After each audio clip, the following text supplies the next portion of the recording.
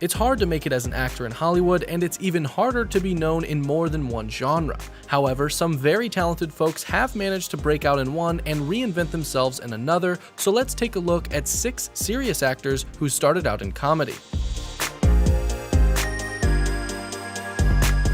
Although he's currently rounding off his 7th year as Marvel superhero Captain America and has even tried his hand at directing with the romantic dramedy Before We Go, Chris Evans got his first major break all the way back in 2001 with Not Another Teen Movie. In this spoof of teen movies from the 80s and 90s, Evans plays your stereotypical high school football star who tries to turn an ugly girl into a prom queen to spite his ex-girlfriend. Something far less honorable than you might recognize him for today. I've knocked that Adolf Hitler over 200 times. Jamie Foxx is one heck of a triple threat with Grammy-winning singles, an Oscar-winning performance, and not to mention he's funny as hell. In 1991, Foxx became a regular cast member on what would become a seminal comedy classic, In Living Color. Here, he starred alongside legends like the Wayans brothers and Jim Carrey, and to this day, Foxx still manages to get his sense of humor into his more serious roles.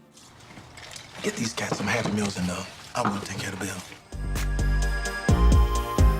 Perhaps one of the most surprising and drastic shifts in an actor's career has been Steve Carell. From his early days of sketch comedy on The Dana Carvey Show to some of the biggest comedy roles of the 2000s with Anchorman, The 40-Year-Old Virgin, and of course The Office, who could have guessed that Carell would continue on with Academy Award contending performances in films like Foxcatcher, The Big Short, and one of this year's favorites, Beautiful Boy. I am Beyonce always.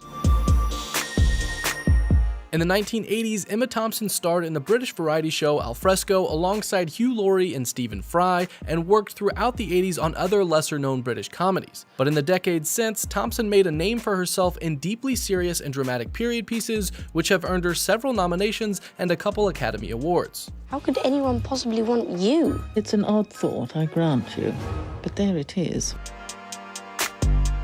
In the last few years, Emma Stone has broke out as a true Oscar darling with a nomination in 2015 for Birdman and a huge win in 2017 for La La Land. She led into this streak with great performances in films like The Help and Gangster Squad, and has continued with Battle of the Sexes and Maniac. But of course, we'll never forget her roles in films like Superbad, Zombieland, and Easy A. If you're not excited to see what she does with the rest of her career, you're crazy.